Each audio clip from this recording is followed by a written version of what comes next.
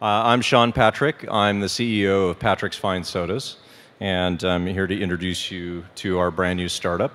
We're here raising our seed round of $500,000, and I'm excited to tell you about our company.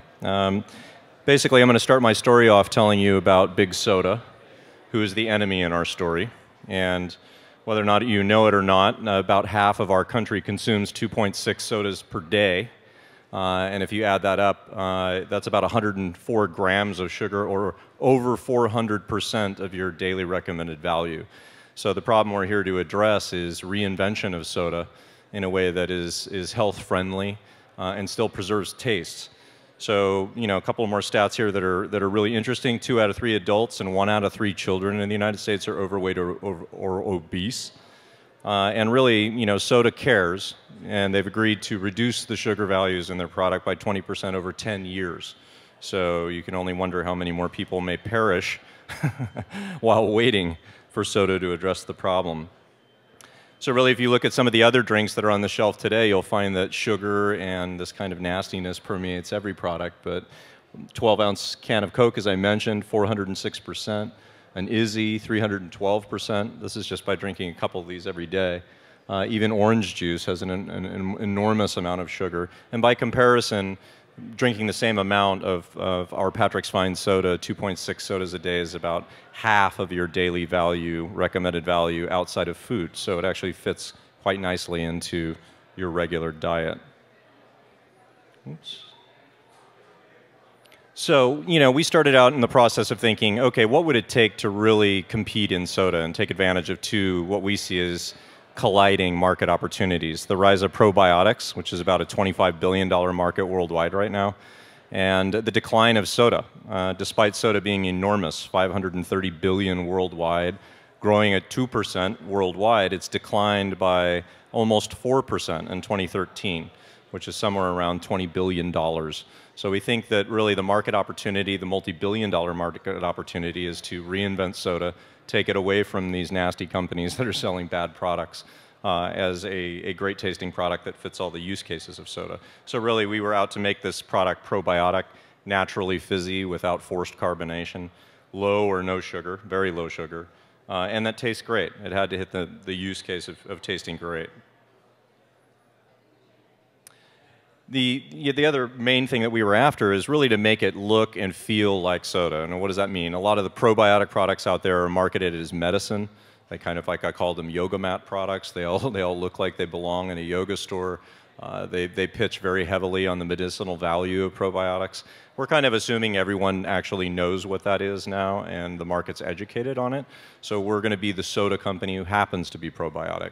So in that case, we want it to fit all the use cases that you're familiar with soda. So it has to be great sitting standalone and with some ice in a glass, great as a popsicle, and fantastic as a mixed-to-drink mixer, all of which Patrick's Fine Sodas achieves. Then we really started to think about our brand and what did that mean? What were we trying to restore? I think most soda companies have now become new cigarette companies. There is no consumer trust. Beyond the sugar argument, there's another 15 things in the can that'll kill you over time. So we also think there is no consumer trust, and most companies have completely violated this space with their consumers. So we're out to establish something quite different. I like to say we're going back to the past to reinvent the future of soda. So we're back to a fermented product, all natural, naturally carbonated. So out of that, we wanted to kind of restore the feeling of the Old West. We're going with kind of an apothecary-style brand meets Willy Wonka and some steampunk thrown in. So that's our brand strategy. So really, what is Patrick's Fine Soda? We're a completely reinvented platform for soda. We're selling them in explicit colors, flavors like tangerine, pomegranate, apple, blackberry. I'm over here in the left corner if you guys want to try some. Investors first. There's nothing artificial in the product. As I mentioned, it's very low sugar, and some of ours are no sugar. So these are 5 grams of sugar or less. Compare that with, a 35-gram sugar 12-ounce can of Coke, or even worse when you get into some of the natural root beers.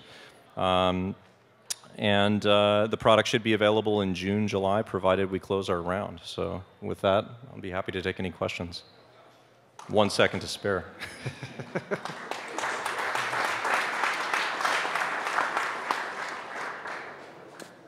Okay, you guys know how to do this now, right? It goes great with vodka. Next question. Probiotic vodka. If it's a probiotic, I'm assuming that the product is alive. What is the relative shelf life of this? Are there any artificial sweeteners or anything that go into it to make the No. shelf life Well, one of ours does use. We use a little stevia. For the most part, they're all naturally extracted through the fermentation culture process that we have. These are very high demand products. Most of you, many of you may have heard of kombucha.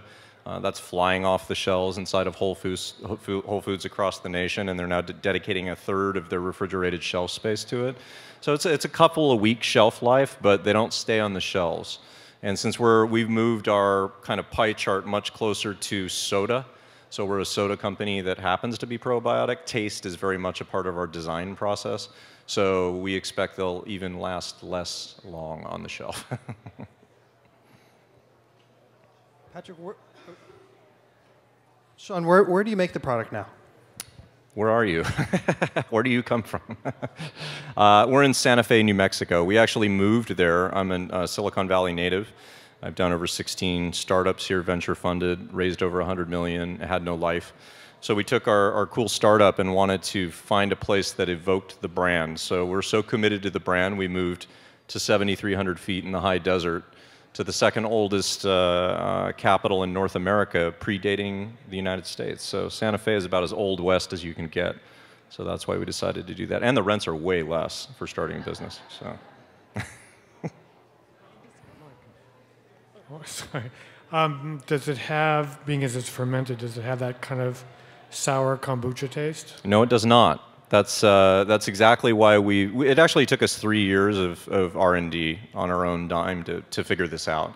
And we were absolutely committed. Actually, it's superior to soda taste and tastes nothing like kombucha, which we think is a huge benefit for us, because I think everyone in that piece of the pie chart right now buys for health benefits, not for taste. So it took us a while to figure out how to do that, but our process is scalable. It's fantastic, and it's also the reason why we have picked explicit names. So, you know, I'm tired of going to the store myself and seeing sunflower surprise, and you have to turn it over to figure out what's in it. So things like, you know, blackberry, cream soda, you know, lemon, lime. I mean, we're going out for very explicit tastes. I know that a number of kombucha companies have started to, or have had to slap 21 and over alcohol content labels on their products after possibly certain celebrities blamed it on their DUIs. I was wondering, are you facing similar challenges, or is this something that's going to be able to be drunk no matter what age? Kombucha is a very high volatility type of product. Ours is not. We're not talking about what our culture is, because we think it's sort of a competitive advantage right now. And in drinks, it's all about how you do everything. But I haven't had to write a patent, so that's awesome. Kombucha is so much more volatile and has more issues than we face in our process, and we don't have to brew them very long. So no, I don't see that as a problem. I mean, I think if you left it in your refrigerator for a month and a half, then you know you might be able to have a party with it. But where are you selling it now? We're not, actually. We're here raising our seed round. So we got it all the way to this point, got our R&D done, figured out our process. You know, and now we're just looking for people that believe. We think we can take on big soda. We think the future is going this way. Generation Y and Z wants better products. Health products are of great concern, and all these companies lie to you. I think that's a terrific market opportunity for us to come in and establish trust, win on taste, and fit all the use cases that soda requires. Do you have anyone committed to buying it once you're in production? Excuse me? Say that again? Has anyone like Whole Foods committed to buying it once you're in production? You know, I come from a paranoid world of tech, so until we got it to this point, I haven't even talked to any of those people. You're actually the first that have heard this much about it. I mean, we did our research very well as a kind of tech-oriented background company. And I'm very confident that we're going to get into Whole Foods. There's been such an updraft around these products that they've actually given loans to small companies, $250,000 to build inventory to fill the shelves. So, and again, these are for products that don't taste good and cost a lot. So, that's actually an antithesis to drinks in general. Usually it's the packaging and then this tastes great and that's what does it. But because this has come from the health angle, that's not been the case. But the demand is huge from the channel. So we really feel that our positioning and our branding and all the strengths that we bring to the table means that we can take on big soda and really establish a premium point for our company. I just have a quick question. You said because a lot of kombucha does cost a lot, do you have a price point that you... Yeah, we're going to cost a lot too. No, I'm out to take the high margin product. I don't ever want to compete with Coke and Taco Bell. I don't think that's my customer. So yeah, we're going to be somewhere like, around $3 for a 12-ounce bottle. And that's actually not the most expensive one. But, and I think Whole Foods will probably influence some of our distributors what that price point would be. But we're confident that we'll be able to enter the market as really the first soda position probiotic company and then maintain the high ground because of our very high commitment to taste, color, all these things that nobody else seems to be paying attention to in drinks. That's it? All right, John. All right. Thanks, sir. Thank you.